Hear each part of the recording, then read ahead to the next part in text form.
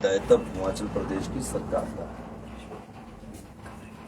क्या होता था कि हम कोई केस हार जाते थे और वो 6-8 महीने उसकी अपील ही नहीं हुआ करती थी, 2-2 साल अपील ही नहीं हुआ करती थी और प्रदेश के खजाने से लाखों रुपया इस तरह निकाल दिया जाता है। जब मैंने देखा कि JSW ने जो कि कड़छम बांगटू प्रोजेक्ट को जेपी से ओवरटेक किया, उन्होंने 6% इस आधार पर मना कर दिया कि हमें जो central regulatory commission, electricity regulatory commission, उस गाइडलाइंस के हिसाब से हमें छूट मिली हुई है, हम 6% नहीं देंगे। पहले तो मैंने उनको मनाया, फिर 2 महीने बाद वो हाई कोर्ट में गए, हाई कोर्ट से उन्होंने स्टे लिया और कहा कि सेंट्रल इलेक्ट्रिसिटी रेगुलेटरी कमीशन से हम नहीं देना देंगे। मैंने कहा कि ये ऐसा नहीं है, ये प्रदेश की संपदा, प्रदेश के आम आदमी, जनता, किसान, बागवानों का इसमें अधिकार है। इस दृष्टि से हमने उनको कहा और मुझे खुशी है कि हमने सुप्रीम कोर्ट में ऐसा नहीं किया कि जो वकील रेगुलर चल रहे हैं उन्हीं को लगाया ताकि वो लंबा चलता रहे और JSW को उससे फायदा होता है। मैंने कहा उसमें कपिल सिब्बल जी और जो इलेक्ट्रिसिटी के रिनाउंड हमारे वकील है पराग त्रिपाठी जी, वैभव श्रीवास्तव और अनूप रतन की व्यक्तिगत तौर से ड्यूटी लगाई और खुद मैं इस विवाद बैठ कर फीडबैक करता रहा कि कहीं भी डिपार्टमेंट ऑफ एनर्जी से कोई भी चूक न हो जाए। और खुशी इस बात की है कि ये एक ऐतिहासिक निर्णय हमारे पक्ष में आया और 18% बिजली हमारे को फ्री रॉयल्टी के रूप में जो प्राइवेट प्लेयर है कड़छम बांगटू के, वो हम मिलेगी और तकरीबन 1 साल में 250 करोड़ रुपए की आय हमें होगी। यही नहीं है, ये पहला केस नहीं है।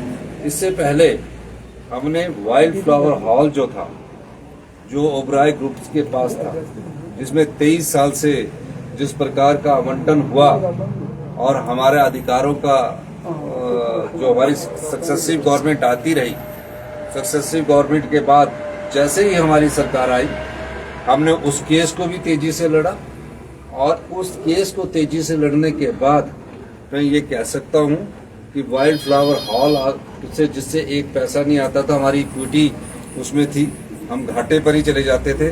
आज सरकार को हर महीने 1,75,00,000 रुपया उससे किराए के रूप में, ऑपरेशन एंड मेंटेनेंस के रूप में आ रहा है, यानी कि साल का 20 करोड़ रुपया आ रहा है, जो पहले नहीं आता था। इसके अलावा मैंने और कहा विभाग को कि जो 23 साल का पिछला भारतीय जनता क्या कहते हैं, पिछला जो वाइल्ड फ्लावर हॉल का एरियर है, जो तकरीबन 100-150 करोड़ रुपया बनता है या इससे अधिक बनता है, उसको भी हम उनसे ले रहे हैं और उस केस को भी हम मजबूती से लड़ रहे हैं। और मैंने कहा है कि इस केस में उनसे बात कीजिए, ये हमारी जनता के पैसे हैं, उसमें भी हमें 100-150 करोड़ रुपया आने का संभावना आने वाले समय में है। तो हमारी सरकार जब से आई है, हम ना प्रदेश की जनता की संपदा को लूटने दें। सरकार की संपदा है, उसको आगे हम विभिन्न योजनाओं पर उस पैसे को लगा सकते हैं। और मैं सभी को, प्रदेश की जनता को भी बधाई देना चाहता हूं कि ये 250 करोड़ रुपया, देखिए मैं दिल्ली में तकरीबन बंद हो चुकी है, तो उन्होंने कहा कि मैं अभी इसमें तो अगर एडिशनल बोरिंग अभी इसमें तो मैं कुछ आगे आने एक्सटर्नल एडिड प्रोजेक्ट होते हैं जो EAP कहते हैं, जैसे जायका, वर्ल्ड बैंक, AFD, ये प्रोजेक्ट एक्सटर्नल एडिड प्रोजेक्ट होते हैं, जिसमें 28% हमारा पैसा लगता है, 72% सरकार देती है। तो उसमें उन्होंने कहा कि आप प्रोजेक्ट बना के भेजिए, उन प्रोजेक्ट के आधार पर हमारे को कोई ऑब्जेक्शन नहीं होगा। तो मतलब वो प्रोजेक्ट आज हम बनाएंगे, फिर वो नीति आयोग के पास जाएगा और फिर वो दूसरे कंसर्न डिपार्टमेंट है उसके पास जाएगा, तो 1 साल लग जाता है। तो हमने कहा कि आप थोड़ा सा ये तो कहिए कि कर दीजिए, लेकिन थोड़ा सा आप हमारे को स्पेशल रिलीफ पैकेज दीजिए ताकि जो पैसा हमारे पास आए हम उसको तुरंत प्रभाव से खर्च कर सकें। अभी जो हमारे पास पैसा है वो सरकार के खजाने से जा रहा है ताकि तुरंत प्रभाव से हम उसको खर्च कर रहे हैं। तो उन्होंने उस पर सहानुभूतिपूर्वक विचार करने की बात की। मैं नितिन गडकरी जी से भी मिला और नितिन गडकरी जी से मैंने कहा कि घुघू जोर टनल की बात है जिससे कि कुल्लू हमारा बहुत शॉर्ट हो जाएगा। पठानकोट से आने वाले समय में कुल्लू की टनल का भी, उस टनल का फायदा होगा। उसकी उन्होंने DPR कंसल्टेंसी बनाने की बात की। तीसरी बात की मैंने कि जो 4 लेन बन रहे हैं हिमाचल प्रदेश, इसमें आप लोकल जो इंजीनियर है उनसे भी सलाह लीजिए, और जो ये बाहर की कंपनी आती है स्ट्रेट कटिंग करती है, जिससे मकानों को खतरा हो जाता है। और जो मकान ढली में गिरा उसके क्लेम की भी मैंने बात की है, और उन्होंने बोला हम सबको सहानुभूति पूर्वक विचार करेंगे। और दूसरा हमने कहा कि जो शिमला से शाला घाट 4 लेन बनना है वो टनलिंग पर बने, और एक हमने कहा कि रामपुर से ये क्या कहते हैं शिमला ढली से, जो ढली के आगे 4 लेन बनना है जो कि साइंस तक बनना है, उसको आप रामपुर तक कीजिए। तो उस दृष्टिकोण से भी मैंने उनसे बात की। और नालागढ़ जो पिंजौर वाला रोड है वो, उसमें जल्दी से कॉन्ट्रैक्टर को बोला कि काम पूरा करे, वो कॉन्ट्रैक्टर छोड़ के चला गया।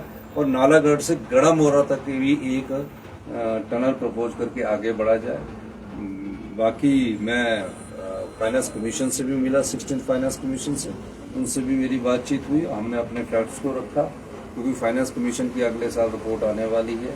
तो जो भी हिमाचल के अधिकारों की बात हमने करनी थी वो हमने की। मैं जगत प्रकाश नड्डा जी से भी मिला, और जगत प्रकाश नड्डा जी से मेरी इस डिजास्टर पर चर्चा हुई, प्रदेश के विकास पर चर्चा हुई। उन्होंने भी, जगत प्रकाश नड्डा जी ने भी कहा कि हम सारी जो योजनाएं हैं सहानुभूति पूर्वक विचार करेंगे। हम तो ये भी कहते हैं कि हम पूरी सरकार जो है, नड्डा जी राष्ट्रीय अध्यक्ष हैं, उनके नेतृत्व में भी प्रदेश के लोगों के संपदा के लिए, प्रदेश के लोगों के अधिकारों के लिए हम मिलने को तैयार है। हमारी कोई ईगो इस मामले में नहीं है।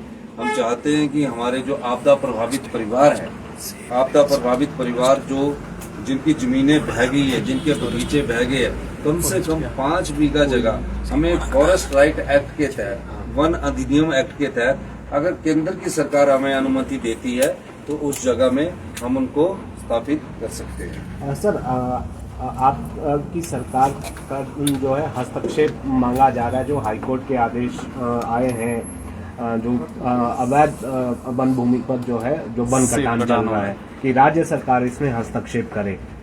देखिए, राज्य सरकार ने तो हस्तक्षेप किया है, राज्य सरकार ने तो कहा है। और मैं आज इस बागवानी के मामले में जो फल से लदे सेब काटे जा रहे हैं, हमारी सरकार उस पक्ष में नहीं है। हमारी सरकार चाहती है कि कम से कम अभी इन पेड़ों को ऑक्शन करने का हमें समय दिया जाए, इन पेड़ों को अगर हम ऑक्शन किया जाए। और मैं अभी बागवानी मंत्री जी से भी इस संदर्भ में बात करूंगा, एक बैठक बुला रहा हूं मैं, और हमें कैसे आगे बढ़ा जाए। और निश्चित तौर पर इस दृष्टिकोण से हम सरकार के पास अपना पक्ष रख रहे हैं, लेकिन हाई कोर्ट हमारे इस मामले में कुछ सुनने को तैयार नहीं है। तो अब हम देखते हैं कि हमें सुप्रीम कोर्ट कैसे जाना और क्या किन आधार पर जाना, वो सब कानूनी पहलुओं को के बाद ही हम आगे बढ़े। संगठन को लेकर सर कोई चर्चा हुई है आपकी? ये बड़ी अजीब बात है, मेरी तो संगठन के मामले में कोई चर्चा नहीं हुई। और जो अखबारों में लगाए हैं वो चर्चा मैं अपने मामले में खड़गे जी से मिला हूँ सिर्फ, उसमें 2 चीजें लगा दी उन्होंने और कोई चर्चा नहीं हुई। मेरी एक प्रार्थना रहेगी कि कम से कम इतनी तो जानकारी ले करो कि चर्चा नहीं हुई। अभी कोई इसमें संगठन की तरफ हमारा भी ध्यान इसलिए नहीं गया कि अभी हम आपदा से निपट रहे हैं, और ये बरसात का मौसम है। अभी हमें बागबानों की समस्या चली हुई है, आपदा प्रभावित परिवार हमारे, अभी जो हमने कहा किराए के मकान पर रहने को बोला, वो अभी किराए के मकान पर रह रहे नहीं रह रहे। ये सब चीजों से लड़ने की बात है कोई। और यहाँ न्यूज लगी कि संगठन में ये बदला जा रहा है, कोई बदला, अभी कोई बदलने की कोई स्थिति नहीं, ना कोई इसमें चर्चा हुई है। भी बता दूंगा सर, जो छोटे सर जो फॉरेस्ट एक्ट में जो प्रॉब्लम आ रही है, घर बसाने की, गांव जो शिफ्ट करने, किस तरह करें केंद्र से? इस मामले में मैंने नड्डा जी से भी चर्चा की कि फॉरेस्ट की कोई लैंड हम उनको ढूंढे, और जो उनकी लैंड बहगी है इन ल्यू ऑफ उसके बदले कोई ऐसी लैंड दें। तो इस बारे में उन्होंने मुझे बताया कि हम इस मामले में आप लोगों के जो विचार है, आपकी जब कोई बात आएगी तो हम उस समय उस पर चर्चा करेंगे। सर, इस आपदा के लिए भी क्या पैकेज जारी कर रही है सरकार? अभी करेगी? निश्चित तौर पर अभी तो शुरुआत है, और आपदा राहत परिवारों को राहत देने के लिए हमारी जो कैबिनेट की बैठक होगी उसमें आपदा राहत पैकेज दिया जाएगा। ये तो होगा हमारे जो संसाधन है व्यक्तिगत तौर से, लेकिन एक चीज और है कि जो स्पेशल रिलीफ फंड सरकार को डेवलपमेंट कार्य के लिए मिलना चाहिए, वो नियमों और कानूनों के कायदे से थोड़ा सा हटकर ऐसी स्थिति में स्पेशल रिलीफ पैकेज होना चाहिए जिसमें सरकार को अपने द्वारा खर्च करने की अनुमति हो, क्योंकि यहाँ की परिस्थितियों के हिसाब से खर्च करना है। इस दृष्टि सर से- मानसून सत्र कोई चर्चा हुई आप स्पीकर से? धन्यवाद। सर जो छोटे बागवान हैं जिनके पास लैंड ही नहीं है उनके लिए कुछ साथ देगी सरकार? ये छोटे बागवान हैं जिनके पास बेचारों के पास लैंड नहीं है, उनको हम चाहते हैं कि किसी तरह अगर सरकारी जगह उनके पास ध्यान में है, सरकारी जो वन भूमि नहीं है, हम उनको लैंड दे देंगे।